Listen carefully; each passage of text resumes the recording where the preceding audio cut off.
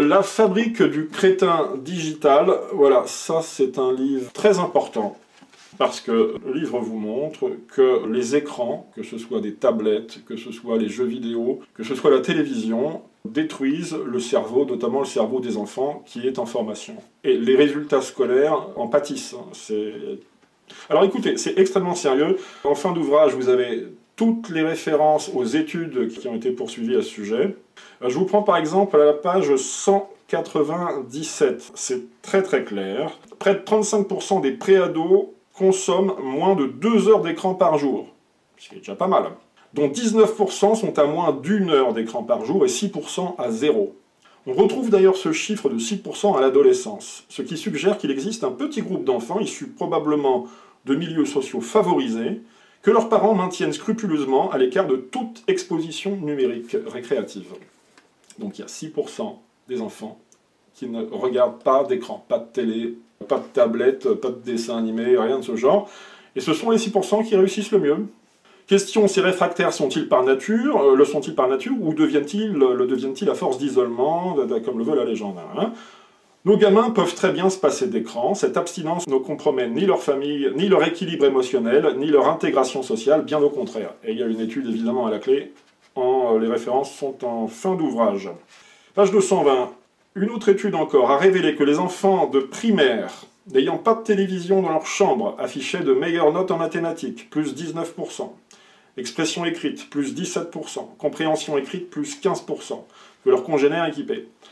Enfin, pour reprendre un dernier exemple, un travail impliquant plus de 4500 élèves de 9 à 15 ans a montré que le nombre de collégiens décrochant une moyenne d'excellence A sur une échelle décroissante de A à D diminuait quasi linéairement en fonction du temps passé devant la télévision en semaine, et passait de 49% pour le groupe sans télé à 24% pour le groupe affichant des usages supérieurs à 4 heures quotidiennes, 4 heures de télé par jour. C'est-à-dire plus vous regardez la télé, plus les résultats scolaires décroissent, baissent.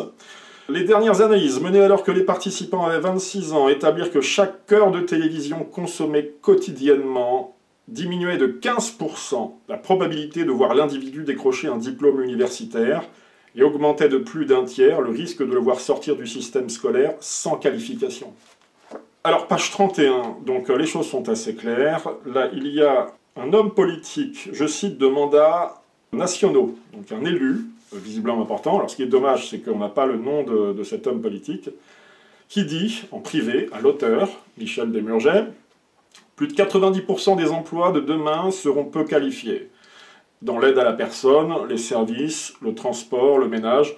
Il ne faut pas pour ces emplois des gens trop éduqués. » Et l'auteur lui a répondu « Alors pourquoi les emmener tous à bac plus 5 si c'est pour qu'ils finissent vendeurs chez Decathlon ?» Et l'homme politique répond « Parce qu'un étudiant, ça coûte moins cher qu'un chômeur et c'est socialement plus acceptable. On connaît tous le niveau de ces diplômes, c'est pour amuser la galerie, il ne faut pas être naïf.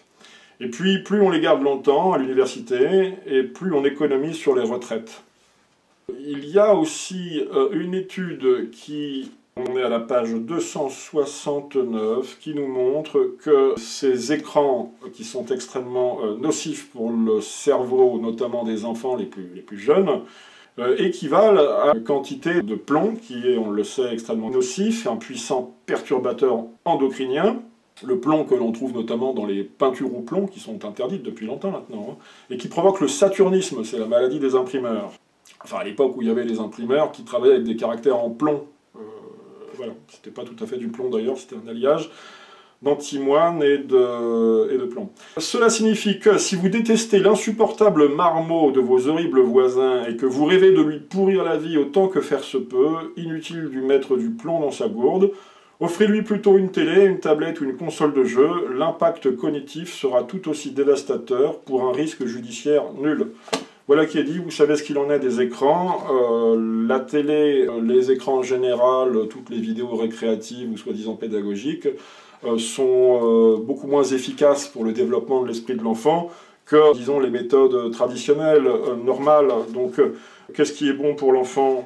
C'est très clair, c'est ce qui a toujours éduqué le mieux les enfants. En tout cas, pas d'écran avant l'âge de 6 ans, ça c'est une certitude. Pour bien grandir, le jeune enfant n'a pas besoin d'écran, il a besoin qu'on lui parle, qu'on lui lise des histoires, qu'on lui offre des livres.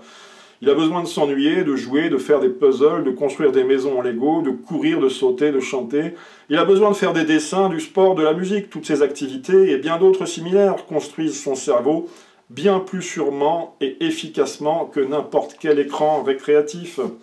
Alors évidemment, après 6 ans, bon, on peut commencer à donner un petit peu d'écran aux enfants, mais pas plus de 30 minutes ou jusqu'à 1 heure par jour. Voilà, pour les adultes, c'est différent. Notre cerveau est déjà formé. Il y a beaucoup moins de problèmes. En tout cas, pas d'écran dans la chambre, ça c'est impératif. Pas le matin avant l'école et pas le soir avant de s'endormir. Je vous souhaite une excellente journée, mes amis, une excellente semaine et je vous dis à bientôt.